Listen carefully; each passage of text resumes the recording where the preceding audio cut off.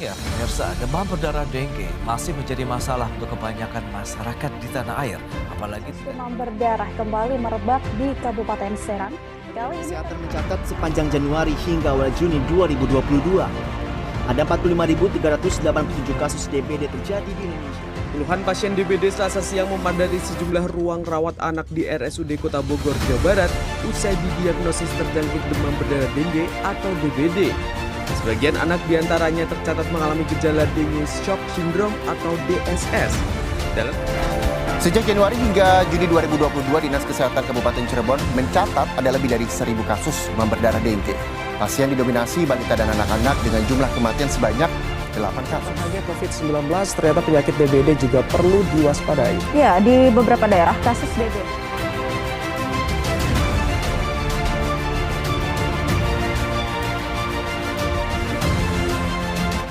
Hai sahabat Kesmas, sudah masuk musim penghujan nih.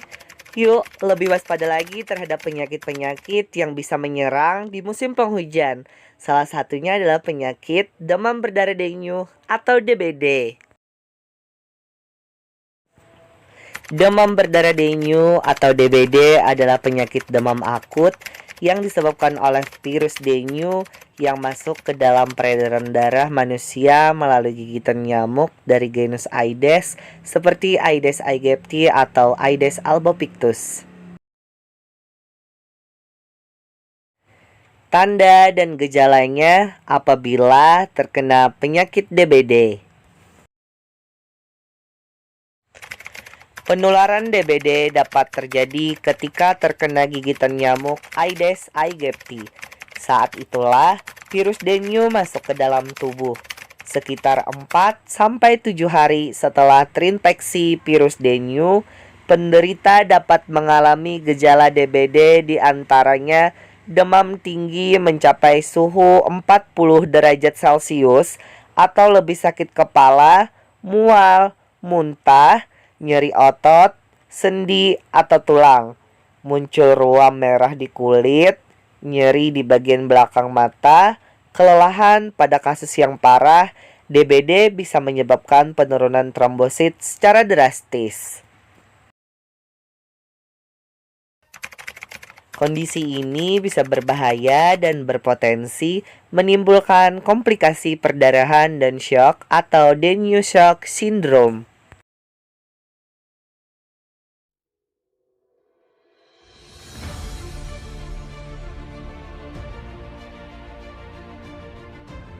Ada dua cara pencegahan. Yang pertama fogging, yang kedua melaksanakan PSN dengan 3M+. Fogging adalah tindakan pengasapan dengan bahan pestisida yang bertujuan untuk membunuh nyamuk secara luas. Pelaksanaan PSN dengan 3M+. Yang pertama, menguras tempat yang sering menjadi tempat penampungan air. Yang kedua, menutup rapat-rapat tempat penampungan air. Yang ketiga, mengubur barang bekas yang berpotensi menjadi tempat perkembangbiakan nyamuk. Pencegahan plus atau bentuk upaya pencegahan tambahan seperti berikut. Yang pertama, memelihara ikan pemakan jentik nyamuk. Yang kedua, menggunakan obat anti nyamuk. Yang ketiga, memasang kawat kasa pada jendela dan ventilasi. Yang keempat, membersihkan lingkungan. Yang kelima, periksa tempat penampungan air.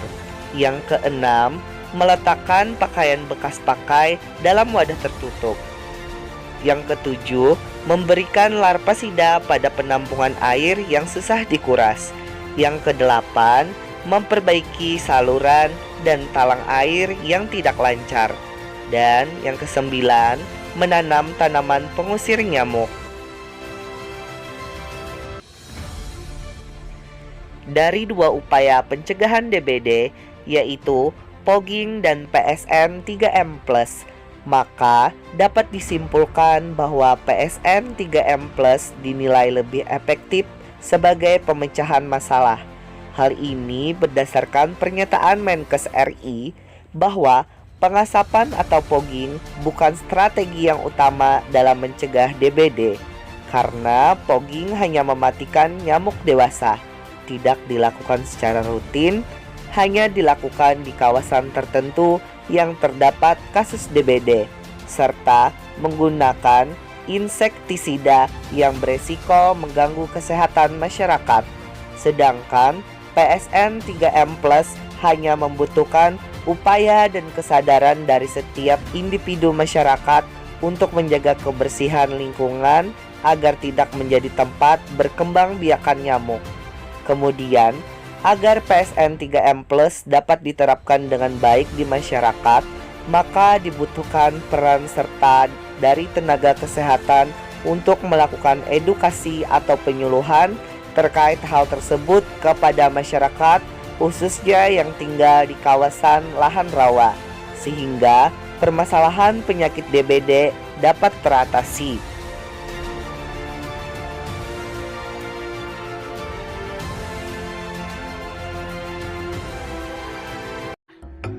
Nyamuk Aedes berkembang di tempat penampungan air bersih. Nyamuk bertelur 100 sampai 300 butir di air. Telur nyamuk bisa bertahan selama 6 bulan di tempat kering. Dalam 2 hari, telur menjadi jentik nyamuk. Nyamuk Aedes menggigit manusia pada saat pagi dan sore. Jika mengalami panas tinggi selama 2 hari, keluar bintik merah di kulit, dan nyeri pada ulu hati, segera periksa ke puskesmas atau fasilitas pelayanan kesehatan lainnya. Fogging hanya membunuh nyamuk dewasa. Cegah demam berdarah dengan PSN melalui 3M+.